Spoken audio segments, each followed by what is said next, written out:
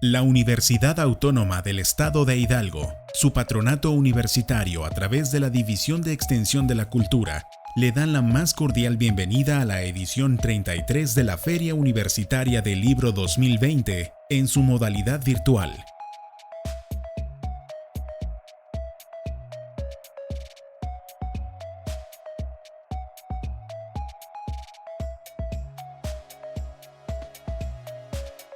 Hola, ¿qué tal? ¿Cómo están? En primer lugar, muchas gracias por escucharme, muchas gracias a la Feria del Libro de Pachuca, de la Universidad Autónoma de Hidalgo. Y bueno, yo voy a hablar en esta charla sobre las novelas ejemplares de Cervantes. Bueno, esta conferencia es a propósito de este libro. No sé si se vea bien en la pantalla. Los recursos formales de humor de las novelas ejemplares de Cervantes, mi autoría. Voy a empezar hablando un poco, bueno, me voy a presentar, soy la doctora Grisel Gómez Estrada de la Universidad Autónoma de la Ciudad de México. En general, mis líneas de investigación son justamente la obra de Cervantes, sobre todo desde el punto de vista del humor, y también la literatura de tradición oral, que justamente Cervantes me llevó a la literatura de tradición oral, porque en sus obras, bueno, hay una serie de alusiones, de chistes, canciones populares de la época, que me llevaron justamente a estudiar mi propia época. Bueno, ¿por qué el humor? Las novelas ejemplares, o más bien casi toda la obra de Cervantes, tiene destellos cómicos o humorísticos. Su obra cumbre, el Quijote, Don Quijote de la Mancha, es una muestra de humor. A mí me parece muy curioso que sea su obra maestra. Claro, sus recursos narrativos son de una genialidad que marcó y cambió el curso de la literatura en el mundo. Pero si ustedes se fijan, las grandes obras del mundo, las grandes obras literarias, no son precisamente las de humor, ¿no? Estamos viendo un Shakespeare, por ejemplo, en lengua inglesa, que sobre todo sus obras son trágicas. También maneja el humor Shakespeare, por supuesto. Hay obras absolutamente cómicas de capa y espada, como Sueño de una noche de verano, pero si decimos Shakespeare, se nos viene a la mente tragedia. Y es un gran también autor en su momento, contemporáneo de Cervantes más o menos, y es en lengua inglesa quizá el autor más reconocido al que se le señala como el mejor autor que ha escrito en lengua inglesa. Igual que a Cervantes en castellano, en español. Bueno, ¿qué pasa? Entonces, es curioso que una obra cómica sea paradigmática, sea tan importante como para cambiar el rumbo de la literatura, de las narrativas, de la técnica literaria. Todavía hasta la fecha, muchas de las técnicas que explora Cervantes son desarrolladas en este momento. Todavía en este momento, después de la vanguardia, que es mucho decir. Bueno, entonces, este humor se verá reflejado en una obra posterior, 10 años, 11 años posterior del Quijote, que son las novelas ejemplares. Las novelas ejemplares, no todas son chistosas, no todas producen risa. Entonces yo en este libro que escribí, aquí lo tengo sin envoltura, yo creo que se verá mejor. En este libro estudio los mecanismos de estas novelas que nos hacen reír, pero no todos los mecanismos. Vamos a empezar por hacer una diferenciación de qué es lo que nos hace reír. Ya Freud había hablado del asunto, aunque, según yo, es hasta el siglo XX, con obras como las de Santiago Vila y Teresa Abeleira. Teresa Abeleira, una investigadora mexicana, y Santiago, un investigador español, habían captado estas ideas de Freud para decir que había dos maneras de causar la risa.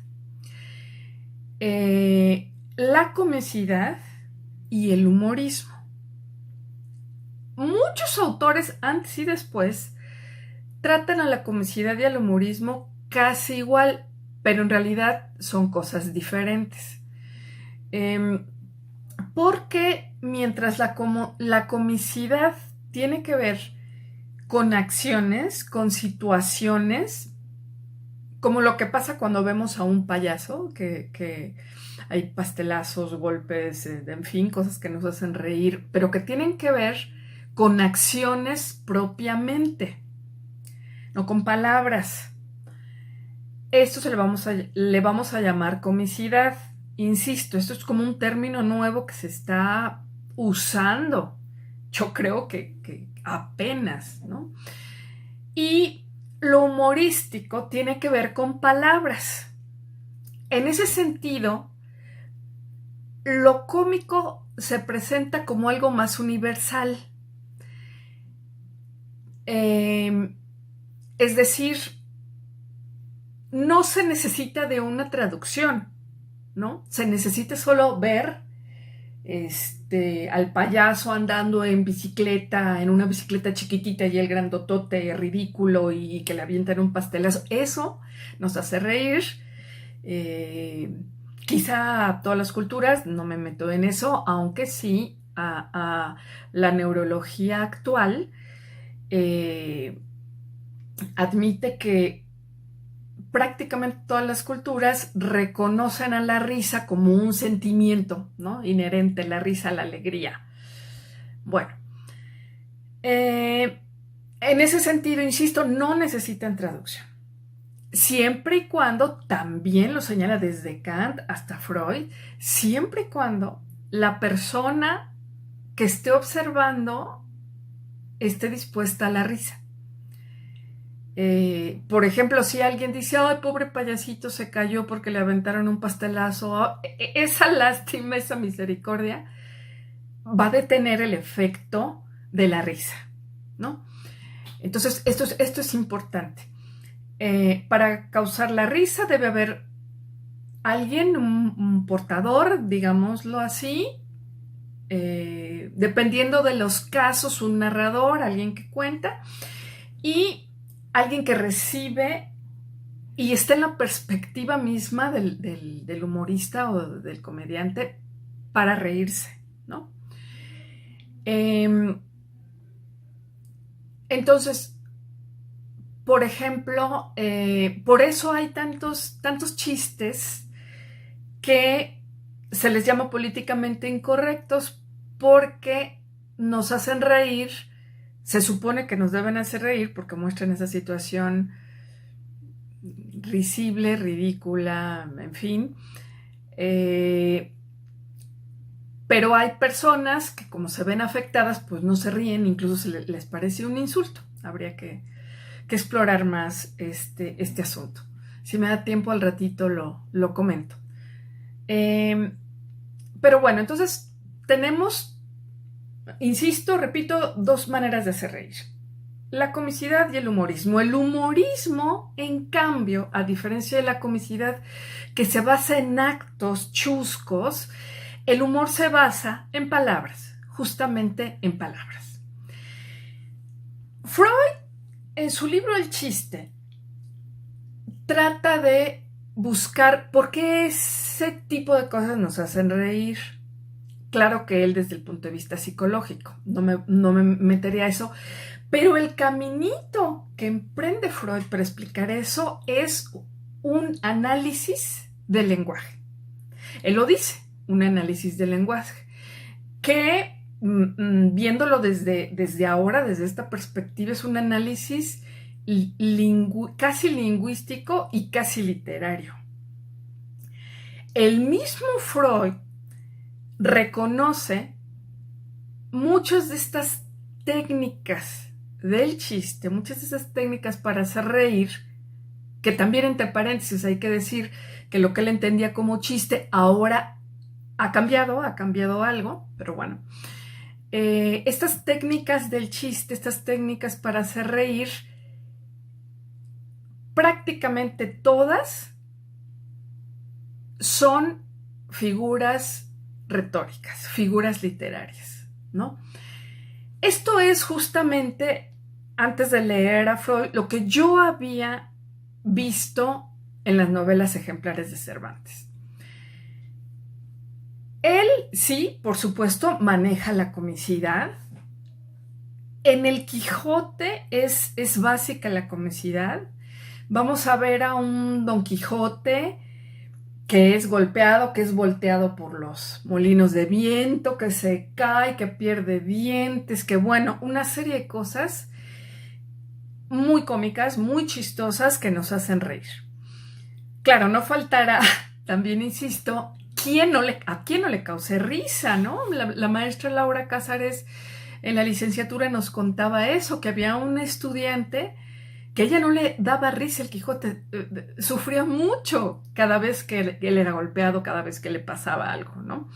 Entonces, bueno, pero en efecto está contado desde una perspectiva de la risa, desde una perspectiva cómica para hacer reír.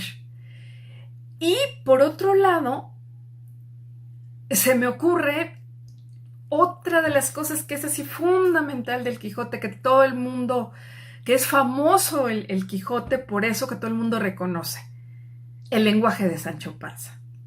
Entonces, Sancho Panza nos va a hacer reír a través de las cosas que dice, con su retahíla, como dice Don Quijote, con su retahíla de refranes que son absurdos en ese contexto, que son contradictorios, que, en fin, ¿no? Nos va a hacer reír con el lenguaje. Y a eso se le llama humor. A diferencia de las caídas y golpes que sufre también Don Quijote y también Sancho Panza, ¿no? Bueno, entonces, cuando yo me enfrento a las novelas ejemplares, justamente noto, en primer lugar, que hay algunas que hacen reír. Porque si pensamos en el término ejemplaridad, las novelas ejemplares, en efecto, como su nombre lo indica, pretenden dar un ejemplo, ser ejemplares, para que la gente siga ese ejemplo, para que la gente se tenga una actitud. Aquí vamos a ver que la parte didáctica en las novelas ejemplares es mayor parte neutral, o sea, no es católica, digamos, no es adoctrinamiento, sino plantea cuestiones éticas y ejemplos de comportamiento en ese problema ético, en esa situación ética. Entonces, de entrada parecería que esos son pues temas muy serios que no deberían tratarse con la risa, pero sí se tratan con la risa. No todas, insisto, pero sí muchas. Tenemos de las obras que son graciosas, que nos hacen reír. Tenemos en ocasiones la gitanilla se vuelve muy seria al final, pero tenemos cuestiones, cosas chistosas en la gitanilla, en Rinconete y Cortadillo, el licenciado Vidriera, el celoso extremeño, la ilustre fregona. En general hay tal vez algún destello en algunas, como La fuerza de la sangre, pero eso es todo, no hay más, solo destello de pronto. Además es terrible la historia de La fuerza de la sangre, en fin. El coloquio de los perros y el casamiento engañoso. Fíjense ustedes cómo casi todos estos nombres plantean una oposición, y esto lo explica muy bien Abeleira, Angélica Abeleira, en su libro Las obras menores de Cervantes. La ilustre fregona, o sea, alguien que friega, una criada, ¿no? Que es ilustre. Parecería que hay una contradicción. Cervantes va a demostrar en su obra que no hay una contradicción. Sí, pero no. Está justificado. Bueno, de entrada ese titulito ya es... También hay obras serias, la española inglesa, que también, bueno, hay que ver que en esta época España e Inglaterra eran enemigos, entonces española y inglesa también marcan una oposición. Bueno, el coloquio de los perros más o menos lo entraña porque dos perros no pueden mantener un coloquio.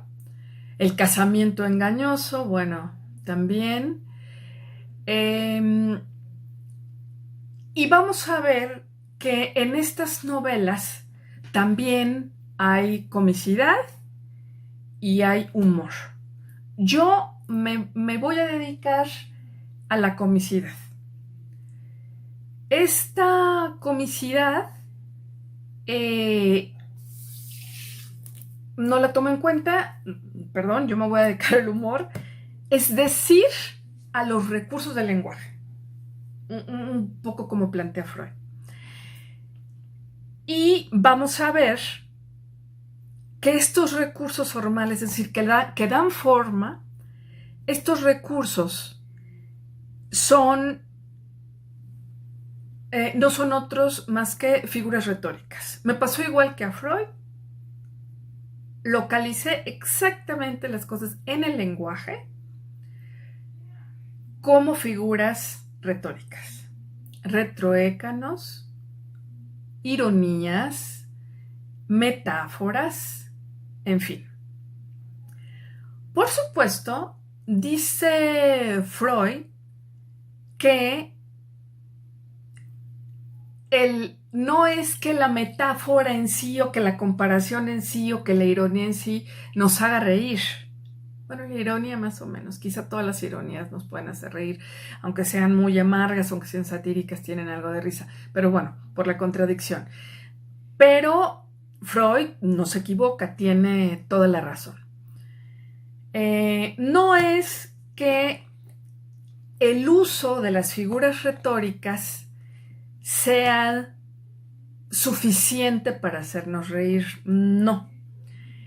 Que de hecho también eso, insisto, en su libro El chiste, Freud, después de un recuento de estas figuras, después de explicar cómo es su procedimiento para hacernos reír, para causar la risa, Freud dice, esto no explica por qué hacen reír, explica cómo están hechos, pero no por qué hacen reír. Bueno, yo me quedo en eso. Bueno, no soy psicóloga, yo me quedo en eso. En estos recursos formales, en estos recursos que tienen que ver con la forma, no con el contenido, para poder hacernos reír.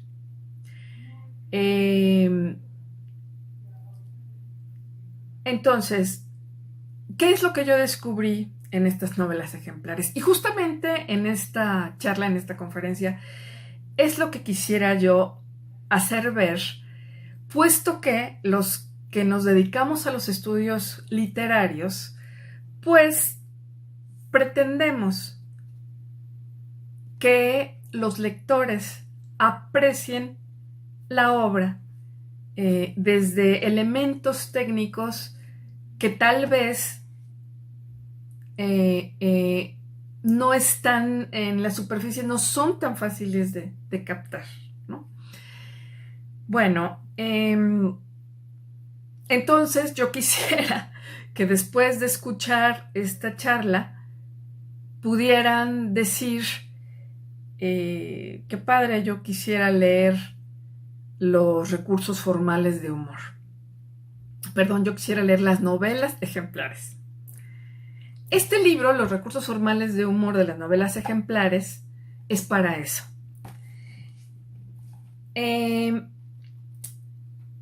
Por supuesto, sucede una cosa, me pasa como cualquier investigador, como cualquier científico, a la hora de hacer el análisis, yo saco un recurso por acá, una ironía por acá, una metáfora chistosa, para demostrar que esas pequeñas figuras forman un todo humorístico. En mi caso, humorístico, aunque insisto, también hay comicidad. Bueno, en ese sentido, no se compara la experiencia de leer completo como un universo esa novelita en cuestión para causar risa, ¿no?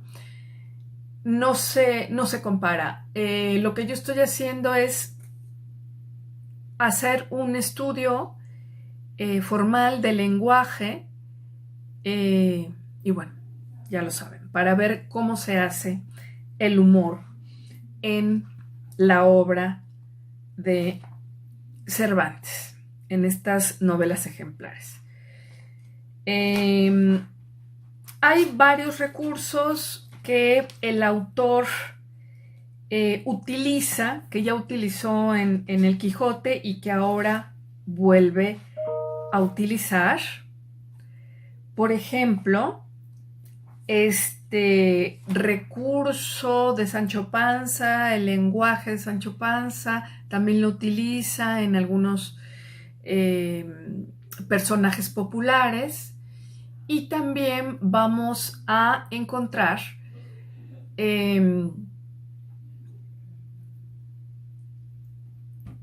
recursos que aparentemente son solo, bueno, no solo, pero son más característicos de la lírica, de la poesía. Si alguien se había preguntado eso, pues vamos a ver justamente que para causar el humor, es decir, para hacernos reír con juegos de lenguaje, Cervantes utiliza figuras retóricas que por tradición utilizan los poetas. Esto no es solo exclusivo de Cervantes. Todos los novelistas utilizan estas figuras retóricas.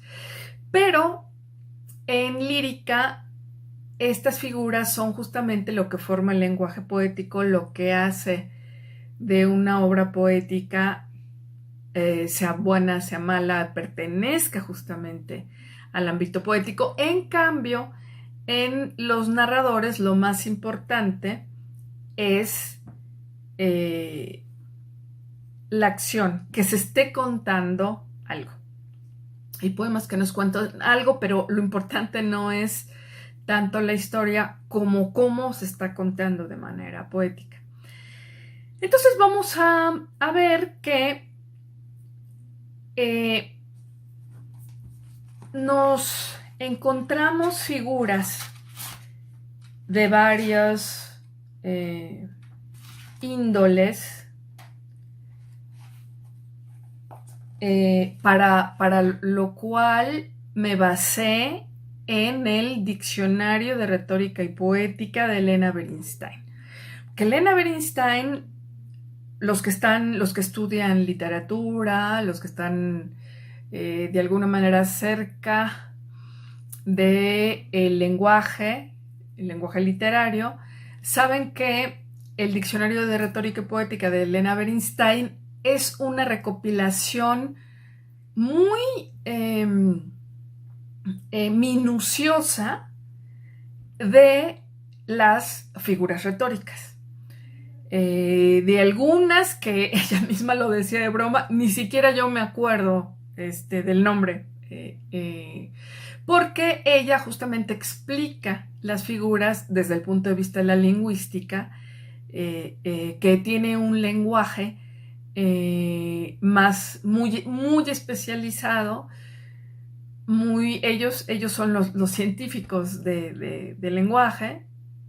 Entonces está muy pormenorizado. Yo creo que si le falta una figura es dificilísimo. En fin, me basé mucho en ella. Y ella hace esta diferenciación que insisto, proviene de la lingüística, justamente de estas novelas. Yo me encontré con las siguientes. No es toda la clasificación de Elena, pero es lo que yo encontré en las novelas ejemplares. Existen figuras de significación o tropos, de pensamiento y de palabra, figuras de dicción o juegos de palabras, por adición de alguna letra, por supresión, adición, por permutación. Finalmente, hago un recuento de estas figuras, pero dentro de géneros populares, lo que adelanté un poco al principio, es decir, chistes, canciones, quizá uno que otro cuento, pero sobre todo chistes y canciones. Es lo que me encuentro en las novelas ejemplares. Y al final hago un recuento de esto y la conclusión es que si en una historia prevalecen las pequeñas metáforas, todo el contenido va a ser metafórico. Por ejemplo, es decir, que va a incidir estas pequeñas metáforas en la estructura total de la obra. Por ejemplo, esto ocurre en El celoso extremeño. El celoso extremeño se trata de una costumbre que había en aquella época en España, en la cual consistía en casar a una muchacha con un señor grande, viejo, adinerado. Hay muchísimos chistes, muchísimas historias, tanto ocultas, tanto de tradición oral, que tratan del tema. El mismo Cervantes en su teatro tiene la obra El viejo celoso, que es todavía más chistosa que la novela, que esta novela ejemplar. Trata entonces de una muchacha que se casa con un señor grande, un señor viejo, y que el señor además es muy celoso justamente porque tiene conciencia de su edad, de la edad de la muchacha.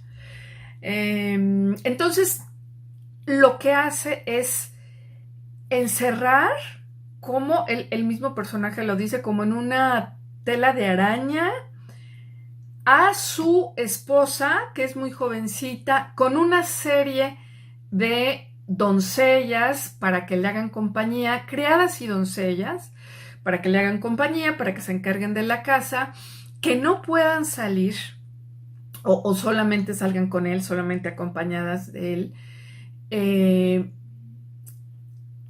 y que en ese sentido las sofoca, ¿no? Y pone en la entrada como vigilante, como lebrel, a un eunuco, ¿no? Un señor que también en esa época se acostumbraba, era castrado, ¿no? Era un esclavo castrado. Pero aquí empezamos, todo esto del encierro viene lo metafórico, pero también hay ironía, porque es justamente el tipo que está castrado, que se supone que no siente deseos sexuales y que se supone que va a cuidar la honra del señor celoso, ¿quién deja entrar a un muchacho que esté interesado en la esposa? ¿No? Entonces, vamos a ver que en efecto hay muchas metáforas y muchos recursos, hipérboles, exageraciones en esta obra que nos van a terminar por mostrar una gran metáfora y una gran ironía. Bueno, déjenme buscar aquí lo tenía ya señalado, algunos ejemplos. Vamos a ver la hipérbole, porque me parece que ya lo había mencionado Laura, ay Dios, se me olvidó el nombre de esta autora, aquí debe venir, Gómez Íñiguez. Ya había mencionado que todas estas hipérboles no aparecen solas, sino que son hipérboles metafóricas para justamente ridiculizar al viejo, que además de haberse casado con una jovencita, es celoso. Entonces, permítanme tomar un poquito de líquido. Entonces vamos a leer algo.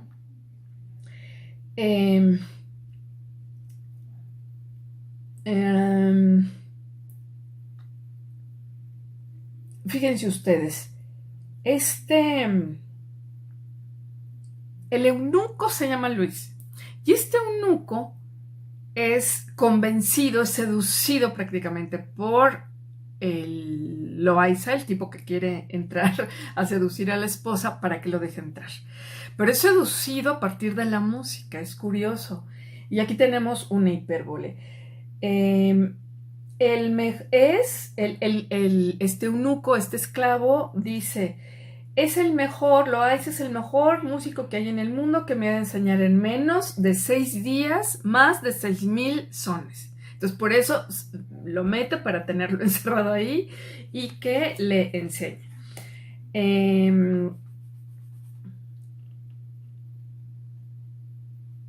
Por ejemplo, las criadas, las doncellas, le dan unas gotitas de algo al viejo celoso, a Carrizales, y le preguntan: ¿ya está dormido? ¿Ya puede salir el músico? Y ella, la esclava, dice: dame albricias, hermana, que Carrizales duerme más que un muerto. Y otra dice: callaremos más que si fuésemos mudas. Yo insisto que todo esto por separado no es precisamente causante de gran risa, pero en el contexto de la obra, por eso lean la obra completa, es muy gracioso, es muy chistoso que estas mujeres encerradas, tan serias, tan de repente entra un hombre, entra un músico y se vuelven locas, ¿no? Casi como unas monjas. Esa es justamente la metáfora del encierro, casi como unas monjas. Bueno, y en este caso hay una parodia mitológica que tiene que ver con estas hipérboles y con esta cuestión metafórica que dice Laura Gómez, donde ella compara a Carrizales con Ulises, pero es un Ulises ya viejo, ¿no? Ahí está la parodia, ahí está la ridiculización, pero es demasiado también la comparación con el emblema de Ulises, ¿no? Un pobre viejo celoso que ya no sabe cómo tener encerrada a su esposa para que no se fije nadie, para que no se divierta como joven, etc. Obviamente es una ridiculización de la figura de Ulises, y al revés. El viejo celoso está ridiculizado cuando se le compara con Ulises. Loaiza es comparado con Orfeo, que llega a los infiernos para buscar a Leonora, y al mismo tiempo Carrizales es comparado con Vulcano cuando descubre el adulterio de Leonora con Loaysa. Bueno, entonces esto en cuanto al celoso extremeño. Por ejemplo, otra obra que me parece estructurada justamente ahora ya no con la metáfora, sino con la ironía, es Rinconete y Cortadillo. Para empezar, alguien de la época podría decir respecto al nombre, respecto a Rinconete y Cortadillo, que son nombres cómicos, que justamente intentan ridiculizar, no ridiculizar en un aspecto tan grande, tan significativo, sino hacer broma disminuyendo los personajes que en realidad se apellidan Rincón y Cortado. Pero cuando llegan ellos son dos pícaros, permítanme contarles la historia de Rinconete y Cortadillo. Ellos son dos pícaros que se dedican, como buenos pícaros, a robar, ¿no? A hacer diabluras. Son dos chavos, dos jóvenes que de pronto se encuentran y se dedican a robar. A engañar, ¿no? Para robar engañan. Bueno, en el transcurso de la historia, ellos dos, esto es sumamente interesante, se encuentran con unos ladrones, con unos criminales de a de veras, es decir, criminales que no solo le roban la cartera a alguien, sino que matan por encargo, por ejemplo. O sea, ya cosas más densas, ¿no? A diferencia de ellos que son unos pícaros. Entonces, ellos se encuentran con estos personajes que son además cómicos, que son risibles totalmente, ¿no? Tenemos por ahí supongo que es políticamente incorrecto, pero tenemos por ahí una escena cuando uno de los ladrones golpea a su mujer, pero es muy chistosa la escena porque además acaba en un baile, ¿no? Donde ella le canta, morenico, morenico, no me azotes más, que si bien lo miras, a ti es a quien le das, ¿no? Acaba como en un, en una obra de teatro, en una obra hollywoodense, ya ven que muchas acaban con música.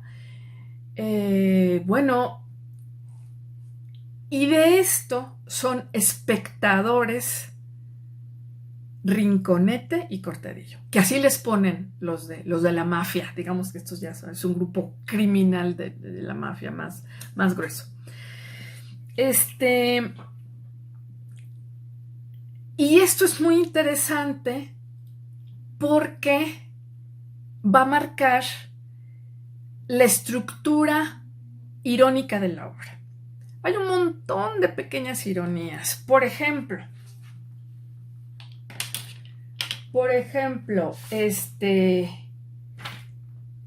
los de la cofradía de Monipodio, si se llaman ellos, Monipodio es el criminal mayor, se los encuentran porque pues, ellos tienen que pagar una especie de derecho de piso, diríamos ahora actualmente, para poder delinquir en los territorios de Monipodio. Entonces le preguntan, ¿es vuestra merced por ventura ladrón? Le pregunta Rincón. Sí, responde el criminal de veras. para servir a Dios y a las buenas gentes, aunque no de los muy cursados. A lo cual respondió Cortado: cosa nueva es para mí que haya ladrones en el mundo para servir a Dios y a la buena gente. Señor, yo no me meto en teologías, teologías. Lo que sé es que cada uno en su oficio puede alabar a Dios, y más con la orden que tiene dada Monipodio a todos sus ahijados. Sin duda, dijo Rincón, debe ser buena y santa, pues hace que los ladrones sirvan a Dios. Es tan santa y buena, replicó el mozo, que no sé yo si se podrá mejorar en nuestro arte. Esta es una ironía. Por ejemplo,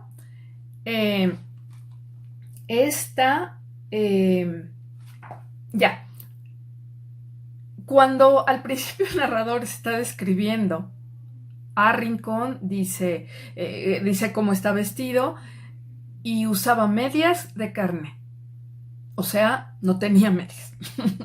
Bueno, entonces tenemos un montón de ironías pequeñas que finalmente van a estructurar la obra en una súper gran ironía, que es el hecho de que los ladronzuelos se espanten y se admiren de estos criminales terribles que hacen una sociedad que le sirve a Dios y a las buenas gentes. Ajá.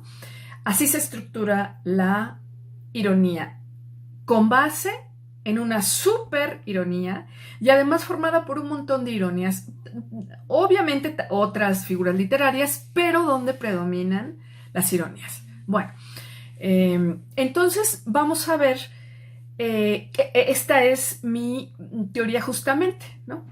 Que esta presencia de pequeñas figuras van a determinar la estructura en por lo menos todas las novelas que causan risa de las novelas ejemplares. Esto después lo pensé en un congreso de cervantistas, yo lo llamo fractalidad, puesto que esta gran estructura, una ironía grandota, está formada por muchas ironías pequeñas, que es justamente la teoría de los fractales. Se me está acabando el tiempo. Quiero... otra cosa rapidísimo sobre Rinconete y Cortadillo. Rinconete y Cortadillo, alguien me preguntaba, Betty Juárez, hace poco, ¿es que Cervantes hacía especie de denuncia social? Sí lo hace todo el tiempo y para eso se vale de la ironía. Si tú muestras algo como sucede en las telenovelas, ¿no? Con lo cual el espectador se identifique, no vas a hacer que él piense, sino que chille. Ay, pobrecita niña, así me pasó a mí en su inconsciente, ¿no? Diría Freud. Así me pasó a mí cuando era chiquita, o qué pena porque yo conocí. Bueno, en cambio, la risa hace que yo no me identifique con el cuate del cual se están burlando. Eso pasaría, dice Berzón, la risa implica una anestesia del corazón para dirigirse solo a la inteligencia. Entonces, ¿qué pasa con Rincón y Cortado? No se identifican con esta cofradía y solo se dedican a juzgar. Saben que algo malo está ahí. Esto es muy interesante porque es como si ellos se vieran en el futuro. Muy, muy interesante. Pero bueno, después hablaré de eso. Y quisiera yo despedirme con un fragmento que me encanta porque se trata de un agente del pueblo, de un aldeano que está oyendo a un poeta y le contesta y se burla de él y le dice: ¿y quién diablos te enseñó a cantar a una fregona cosas de esferas y de cielos, llamándola lunes y martes y de ruedas de la fortuna? Dijérasle que es tiesa como un espárrago, entonada como un plumaje, blanca como una leche, honesta como un fraile novicio, melindrosa y zaraeña como una mula de alquiler, y más llora que un pedazo de argamasa, que como esto le dijeras, ella lo entendería y se holgara. Bueno, muchas gracias. Preguntas, comentarios, pueden escribirme a Grisel con doble S, grisel.gomez.estrada@uacm .edu.mx. Muchas gracias por su atención. Saludos.